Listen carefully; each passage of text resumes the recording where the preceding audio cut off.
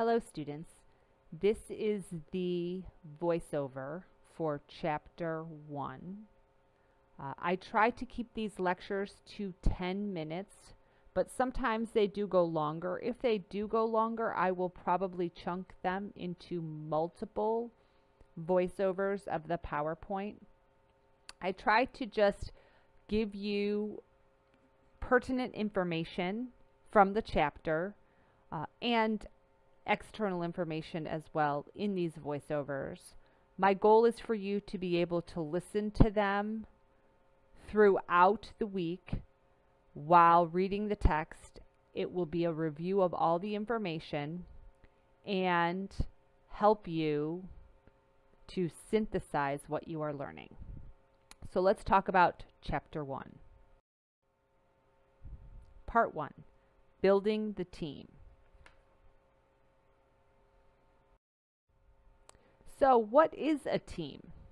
A team is a group of people who are interdependent with respect to information, resources, and skills, and who seek to combine their efforts to achieve a common goal. We all know this. We've all been members of teams, whether they be sports teams or work teams or just community teams. So let's talk about the 5 defining characteristics of the team. 5 key defining characteristics of a team are: a team exists to achieve a shared goal. There's a goal in mind. We're not just working together consistently, but we have a goal that we want to achieve. Members are interdependent regarding some common goal. We depend on one another. Either one person has to do something before the next person can start, or we are all working together to accomplish something. As an identifiable member, teams are bound over time. They are stable over time. We stay together for a specific amount of time. Maybe it would be a season. Maybe it would be a specific accomplishment of a goal. Teams have the authority to manage their own work and internal processes. So as a team, we define what our work is. And teams operate in a social system context. Recognize that teams are very different from working groups. Working groups consist of people who learn from one another and share ideas, but are not interdependent. The interdependence is a very important piece of this, and the shared goal. We may work in work groups, but we don't have necessarily a shared goal. So when you have a goal, you are usually working as a team. And as you recognize, most even sports teams, they have a goal. They set an agenda, a goal for the year. What is our goal going to be? How far are we going to get? In work at the colleges and universities around, you will see, there are specific goals that need to be achieved. And sometimes you work separately with your team specifically on that one goal. That doesn't mean you are not part of the larger organization. Your team exists within the larger organization. Why should organizations have teams? So teams and teamwork in organizations are not novel. We've all been part of them. Teams can be more effective than traditional hierarchical structure for making decisions quickly and effectively. So recognize that teams kind of know how things work. A lot of hospital systems now are really moving to this healthcare team idea. It's not just the doctor and in the hierarchical structure, the doctor and the nurse and the now it's more of a team. There are social workers involved. There are patient advocates involved. Recognizing across the board that teams are efficient and we can make decisions quickly and efficiently. There are challenges to teamwork, and I think we've all encountered these. Information technology, we all kind of went virtual for a large amount of time, and many of us love the virtual environment, but that does create a challenge for teams, for making sure that they are communicating consistently and constantly, and making sure information is shared and information is received appropriately. There's sometimes a communication breakdown when teams are not working in person. Competition in the teams can be definitely a challenge. You want your team to be successful, and when you see other teams out doing your team or outworking your team, there becomes problems even within an organization. We want to all work together as a goal for the entire organization, but even at schools, you will see certain departments competing with other departments, or at least it feels that way, and we recognize that gives rise to problems in an organization. So recognize that when you have teams, there also becomes this competitive nature within teams. Globalization and culture. Working in teams, we have to recognize that we now live in a global environment, and cultural variations are very different. Some cultures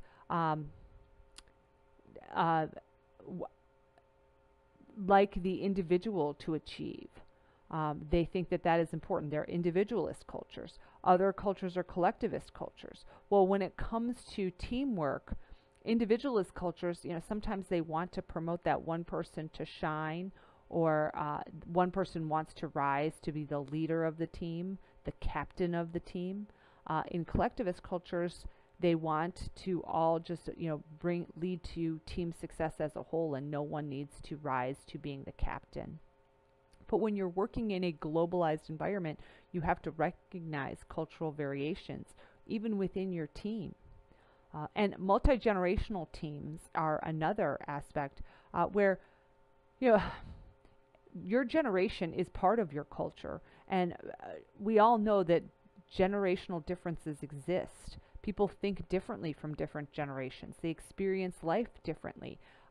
So recognizing those differences and making sure you work through them and bring all members of the teams from multiple generations and differing cultures together, because those are going to be the most successful teams.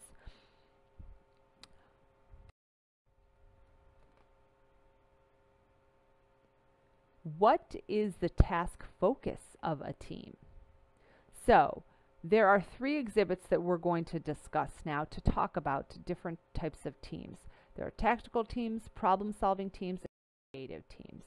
So tactical teams execute a well-defined plan, have a high degree of task clarity, and unambiguous role definition. So everyone knows what they are doing. The threats to this are role ambiguity. You don't want role ambiguity. You want there to be very clear differentiations. Lack of training standards, and then communication barriers. Problem-solving teams are very different than tactical teams. Problem-solving teams attempt to resolve problems, usually on an ongoing basis. So they focus on the issues, they separate the people from the problem, they consider facts, not opinions, they conduct investigations, and they suspend judgment. And then the creative teams are groups whose key objective is to create something. Think out of the box, question assumptions, and explore possible alternatives. We understand that these teams are very different in their tasks, what they hope to accomplish.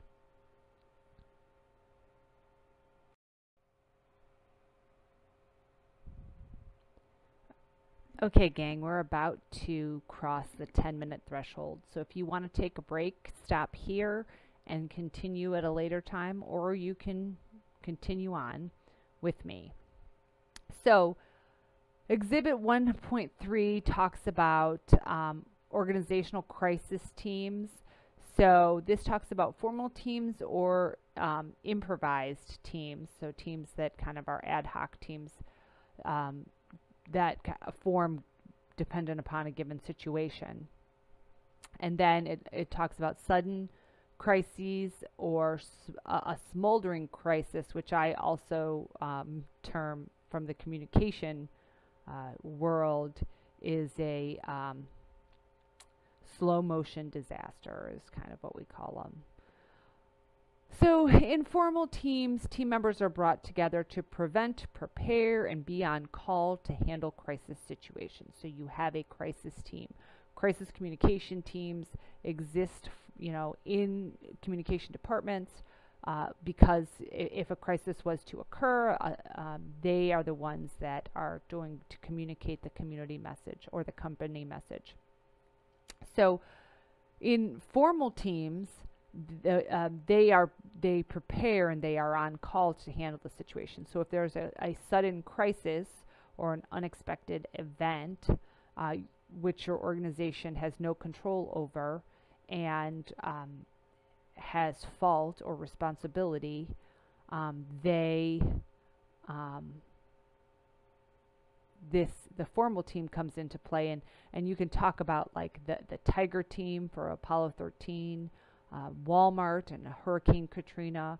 These were sudden crises, but there were formal teams that were there in place to handle it. We understand those types of teams. We rely on formal teams to be established to handle sudden crises. Now, a smoldering crisis, or this is an event that begins as a small internal problem within an organization and becomes very public to stakeholders over time and escalates to a crisis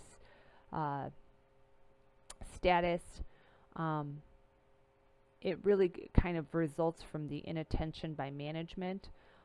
So if a formal team exists, the BP Gulf oil spill, Volkswagen emissions crisis, there's Libby, Montana, and the vermiculite cancer cluster.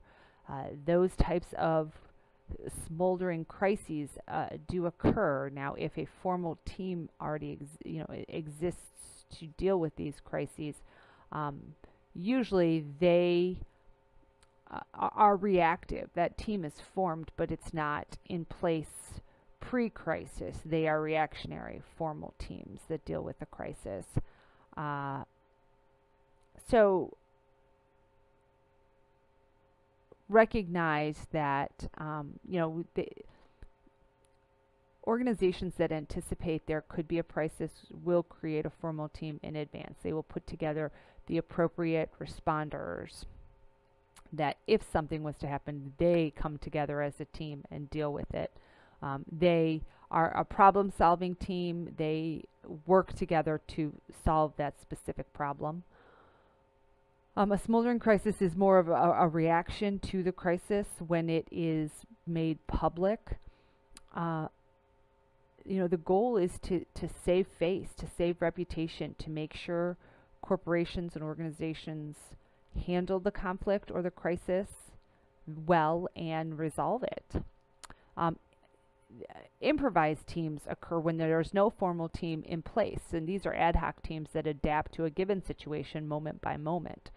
So in a sudden crisis, an improv team may come together. So like U.S. Airways Flight 1549, the Chipotle E. coli crisis. We have seen, even in the pandemic, these crisis teams come together. When everyone was sent home, organizations had to improvise, and they put teams together to adapt to the pandemic.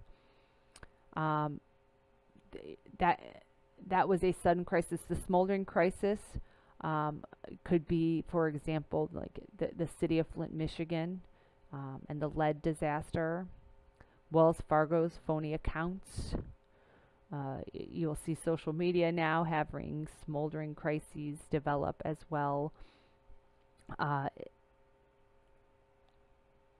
Many times in large organizations, you would hope that there would be a formal team. And I think now improvised teams are still going to exist, but now since the pandemic, many organizations have created formal teams. They know who needs to be in contact with whom to handle a given crisis. So we will see a lot more formalization of crisis teams and task-focused teams that are established in organizations. Types of team autonomy. So there are manager-led teams where a manager acts as the team leader and is responsible for defining the goals and methods and functioning of the team. There are self-managed or self-regulated teams. The management or the manager decides the overall purpose or goal of the team, but the team really is at liberty to manage what method they use to achieve their goals. There are self-directing and self-designing teams. They determine their own objectives and the methods by which to achieve their goals. Management has the responsibility only for the team's organizational context. And then there are self-governing teams. These are usually responsible for executing a task, managing their own performance process, designing the group, and designing the organizational context. So they, self-governing teams kind of govern themselves, obviously. We recognize these different types of autonomy in teams. We've probably been part of each of these different teams. I don't actually, I have to know myself, I don't run very well in the self-governing teams. I think I like the self-directing teams and the self-designing teams, but I do want there to be some responsibility on management to kind of create the teams, put the right people in place. I guess I have to, rely on other people to choose my team. When I'm the team leader and I choose the team, I don't necessarily always make the best decisions. So recognize what teams you function best in. It is very important for you to know.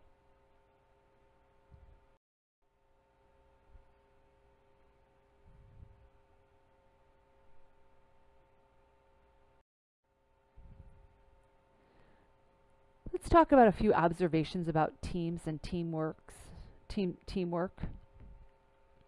Teams should be the exception, not the rule. Teams may provide insight, creativity, and knowledge in a way that a person's working independently cannot. But teamwork can also lead to confusion, delay, and poor decision making. So as much as we love to work together, we also have to recognize that there are downsides to teamwork. Managers often fault the wrong cause for team failure. The misattribution error is the tendency to attribute the cause of team failure to forces beyond the manager's personal control. This is often in communication terms, this is a false attribution error. They tend to, when things go wrong, we tend to attribute the error to external forces and things that we cannot control. Teams require attention. Managers often equate managing their teams with managing the individual people on the teams. You can't just manage the people, you have to manage the whole team. We wouldn't have a football team where we talked to each player independently and didn't think of the whole team and how they work together. Experimenting with failures leads to better teams. One of the most effective ways to learn is to experience failures. And I think we've all been on family teams. And you can really figure out very quickly when you experience failure what is going wrong. Any of us that have been on competitive teams, when you're on the losing end, you know exactly what goes wrong. Sometimes when you're on the winning end, you don't really know what chemistry has been brought to the table that allows for such great success. Strong leadership is not always necessary for strong teams.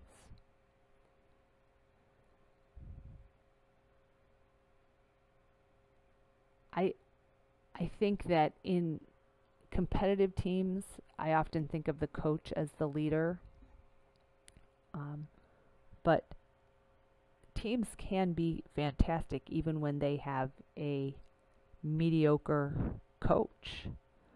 I've experienced that. I've had mediocre coaches, but a very good dynamic on the team and the ability to work very well together. So recognize that you don't always have to have that strong leader. Good teams can still fail under the wrong circumstances. To be successful in the long run, teams need ongoing resources and support. So even though you have the greatest people on the team, if they are not supported and are not given resources, they can't just do magic. They can't pull a rabbit out of a hat. They definitely need support. Retreats will not fix all conflicts between team members. Team building retreats are lovely and they're wonderful, but if you have ongoing problems that plague your team on a day-to-day basis in your work environment, the retreat is not going to solve those, and you really have to address those conflicts. Conflict resolution is an imperative part of functioning as a good team because ongoing conflicts always tear apart teams. You see them on sports teams, you see them in work groups, you see them across the board. Ongoing conflicts destroys the team camaraderie and the ability to work together for the goal.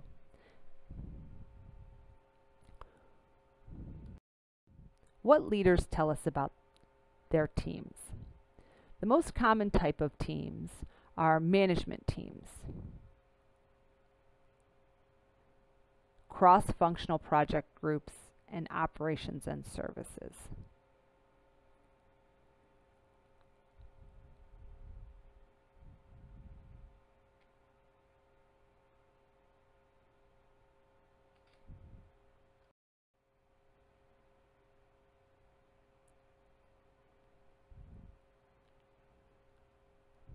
Recognize that autonomy varies, and really only 6% of teams are self-directing.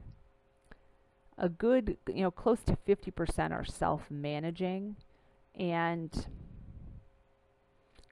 45% are manager-led. So self-managing teams and manager-led teams are really what you're going to experience most frequently.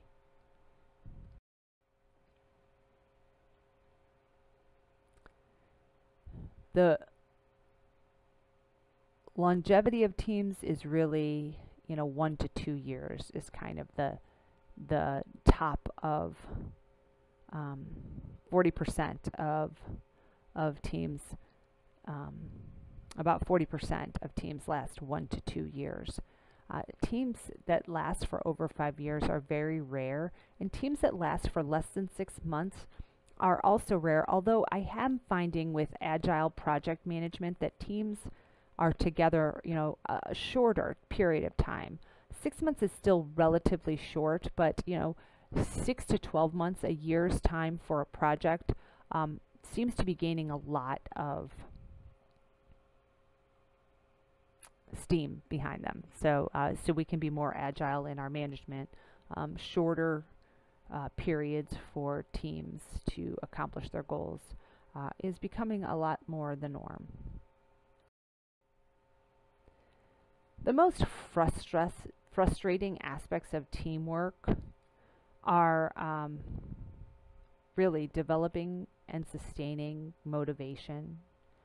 It is hard. Now, when your team is winning and doing well, that is harder. But when your team is losing, I mean, we can even just see it in, the Cleveland Browns, if nothing else. Like, for a long time, people didn't even want to come here. We were losing and losing and losing and losing. And it is hard to be motivated when you are on a losing team. In an organization, if you see a lot of discord, a lot of people leaving, it is very hard to maintain a high motivation. People get discouraged. Minimizing confusion and or coordination problems. You don't want there to be a lot of confusion. If there is, when people don't know what they're doing, they end up doing nothing.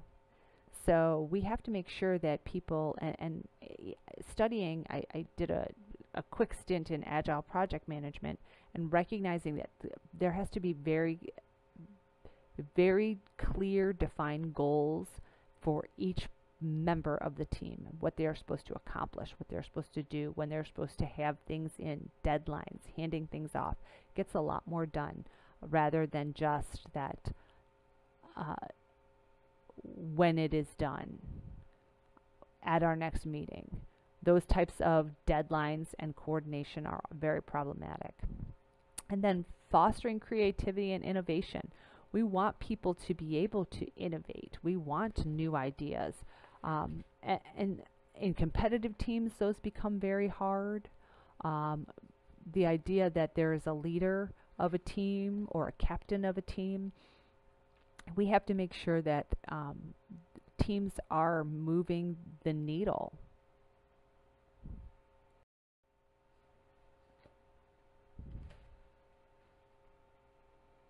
And when you look at this graph, you can talk about it. It really goes into all the different ideas, dealing with politics, training, leadership and direction, cooperation. Teams are beneficial. They bring the best people together to work for the goals of the organization and the goals of the team. But there are always problems. Whether you have to recognize very early in your career whether you are great at teamwork, if you are a good team player, or if you are not. If teams frustrate you, you will likely have to work in teams. And if you are not, if it is not your default, if you're not great at it, you really do have to learn how to do it. We hope that this term will give you the best ideas and the best abilities of understanding teams, understanding how to lead teams, and how to and understanding how to be a good team member.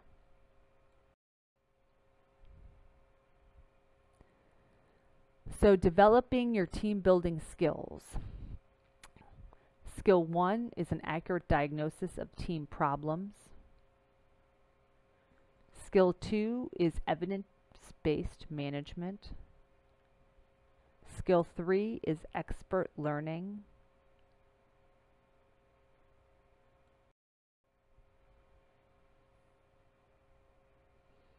Recognize there is no magic formula for designing and maintaining effective teams.